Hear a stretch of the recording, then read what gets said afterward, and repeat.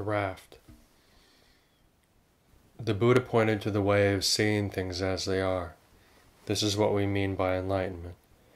Seeing the way it actually is, we aren't doomed to live in a realm from which there's no way out. There's a clear way out of this realm of misery, a very precise way. The Buddha said, "I teach only two things, suffering and the end of suffering."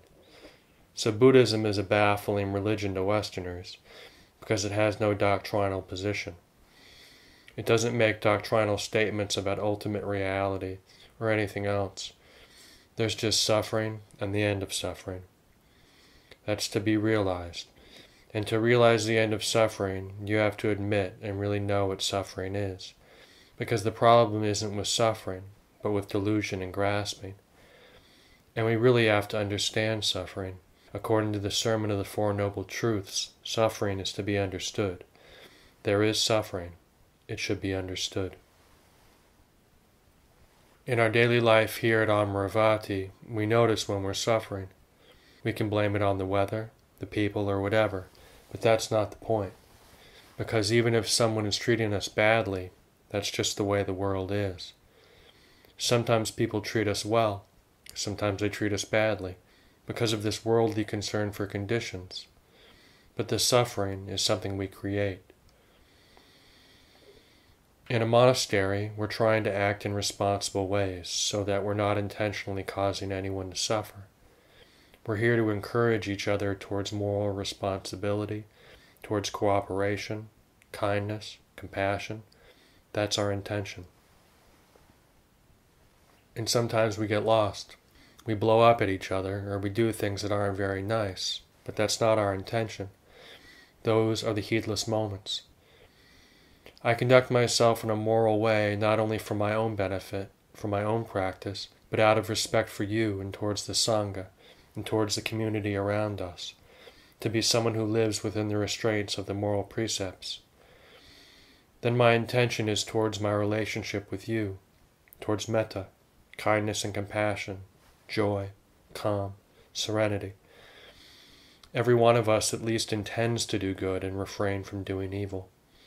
That helps us to look at the suffering we create in a community with those aims, because a lot of you really suffer here, and this is to be understood. It's the first noble truth, dukkha, the suffering of not getting what we want, the suffering of things not being the way we want them, of separation from what we like, the suffering of having to do that which we don't want to do, of having to be restrained when we want to be unrestrained. I think of how easy it is to create you in my mind. The nuns are like this, the Anagarikas are like that, bhikkhus are like this, and so forth. One can have these biases. Women are this way, men are that way. Americans are like this, and English are like that. We can believe that, but these are perceptions of the mind, views that arise and cease. And yet we can create a lot of suffering about them. This one doesn't come to the morning chanting, or that one isn't doing their share of the work, and this one thinks they're too important, or whatever. But the important point is the suffering, the dukkha, because when we have that, we create despair in our minds. We become annoyed, indignant, and that takes us to a sense of despair. If we don't understand dukkha here, we won't understand it no matter where we are. In London, Bangkok, Washington, D.C., on a mountaintop or in a valley with good people or bad people. So it's really important to observe suffering, to know dukkha. There are three insights into the first noble truth. There's dukkha. It should be understood. It has been understood. That's how insight works. Recognition that there's something to understand and beginning to know when we understand it. So those are the three insights into the first noble truth. The second noble truth is the origin of dukkha. There is an origin. It's due to the grasping of desire. The second insight of the second noble truth is that this attachment to desire, this identification with desire being me and mine, this following of desire, should be let go of, leaving it as it is. Then the third insight of the second noble truth is, desire has been let go of. Through practice, dukkha has been let go of.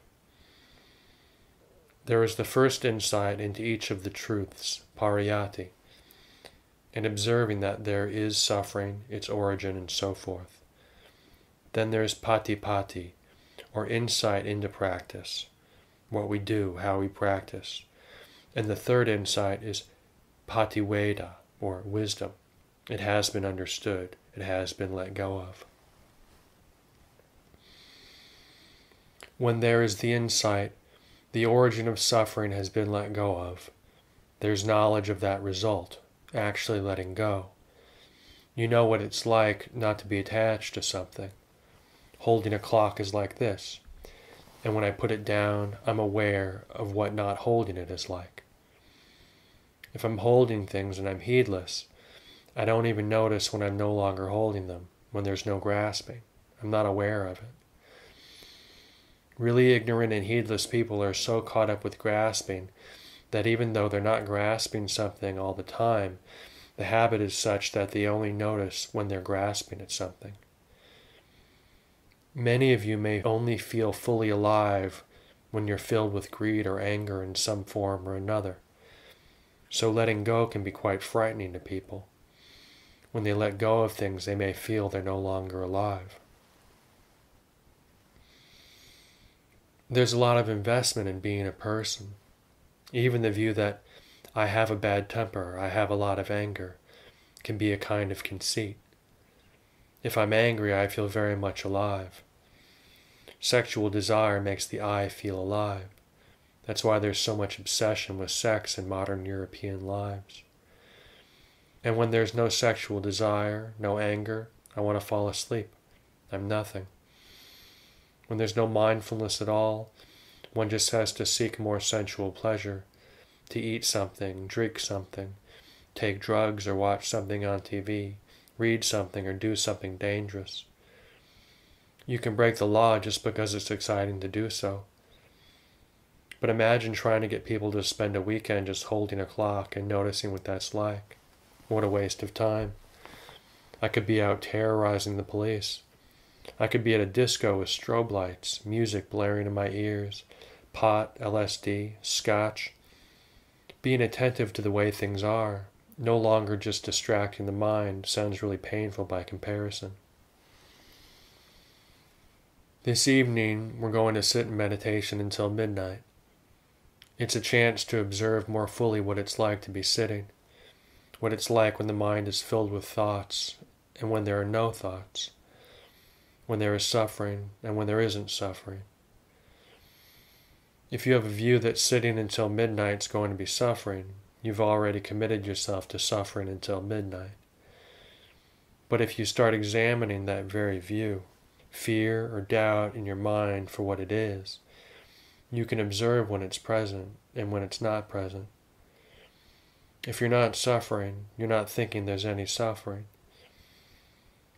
Then this feeling of suffering comes and you attach to the view, I'm suffering and I have to sit up and I'm tired. This is the first noble truth. There's suffering. Suffering is to be understood through an admission, a recognition, and an understanding. The insight of the second noble truth is to let go, to leave alone, not to make anything out of an all-night sitting. These are perceptions. They're nothing, really. If you're using the situation for reflection and contemplation of when there is suffering, then there isn't suffering. I'm aware of holding this thought, grasping this thought or not grasping this thought. One can pick things up or put them down, knowing how to use them rather than having a blind obsession to grasp or reject them. I can put down the clock, but I don't have to throw it away. But it's not that holding the clock is wrong, unless there's ignorance about it. One is aware of grasping and the non-grasping, holding and not holding. The third noble truth is the cessation of suffering. When you let go of something and you realize letting go, your habits become your teachers. When you let go of suffering, suffering ceases.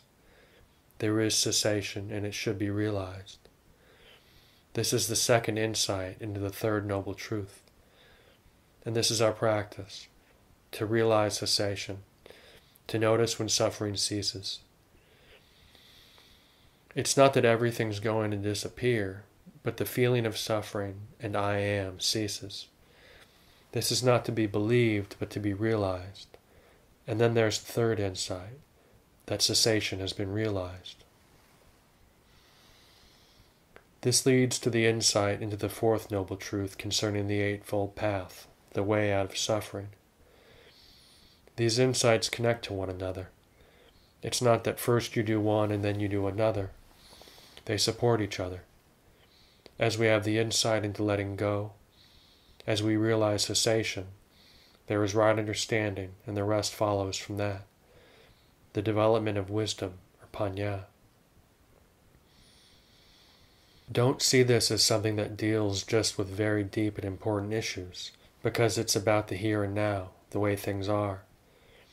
We're not thinking about extreme situations to work with, but just sitting, standing, walking, lying down, breathing, feeling as normal beings, living in a moral environment with the way it is. We don't have to go into hell to really see suffering. We're not seeking it. We can create hell at Amaravati, not because Amaravati is hell, but because we create it with all kinds of miserable things from our mind. And this is the suffering we can work with.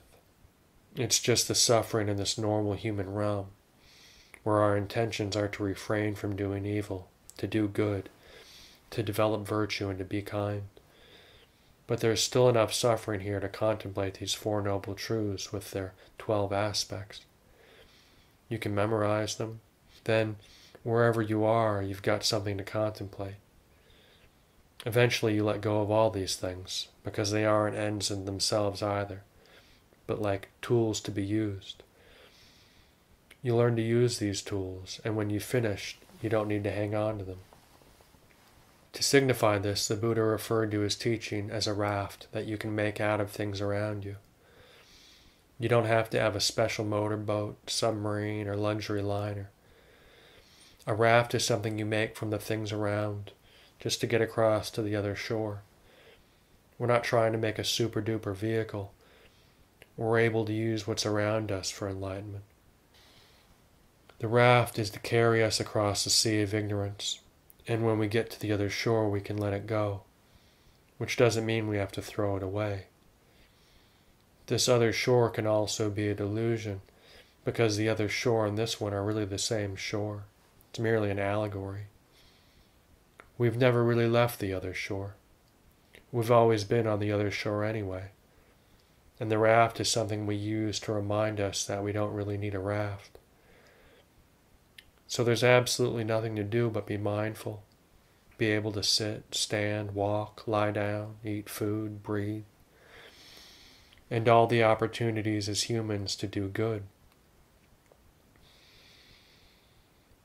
In the human realm, we have this lovely opportunity to be good, to be kind, to be generous, to love others, to serve others, to help others. These are some of the most lovely qualities of being human. We can decide not to do evil. We don't have to kill, lie, steal, go around distracting ourselves and drugging ourselves, getting lost in moods and feelings. We can be free from all that. The human form is a wonderful opportunity to refrain from evil and do good, not in order to store up merit for the next life, but because this is the beauty of our humanity. Being a human can be a joyful experience rather than an onerous task. So when we contemplate this, we really begin to appreciate this birth in a human form. We feel grateful to have this opportunity to live with our teacher, the Buddha, and our practice, the Dhamma, and to live in the Sangha. The Sangha represents the human community as unified in virtuousness and moral restraint. It's the soul force of the human realm. That which is truly benevolent in humanity has its effect on the moral aspects that abide in the human realm, so all sentient beings are benefited by it. What would the world be like if humanity were just selfish, with every man for himself, endlessly making demands, not caring about others at all? It would be a terrible place to live. So we don't do that. We abide in the Sangha, and abiding where we live together within a convention that encourages morality and respect for each other. This is for reflection, for contemplation.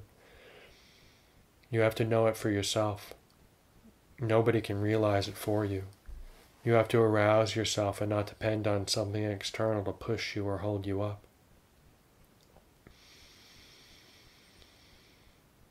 We even have to let go of our need to be inspired. We have to develop strength until we no longer need any kind of inspiration or encouragement from anyone else, because inspiration isn't wisdom. You get high. Ajahn Sumedho is wonderful. And then after a while you don't get high on me anymore and think, Ajahn Sumedho is disappointing. He's let me down. Inspiration's like eating chocolate. It tastes good and it's very attractive, but it's not going to nourish you. It only energizes momentarily, and that's all it can do. So it's not wise to depend on whether people live in the way that you want them to live, or that they will never disappoint you. It's so important to develop insight through practice, because inspiration wears out, and if you're attached to and blinded by it, you're in for terrible disillusionment and bitterness. There's a lot of this with different charismatic guru figures who teach around the world. It's not balanced.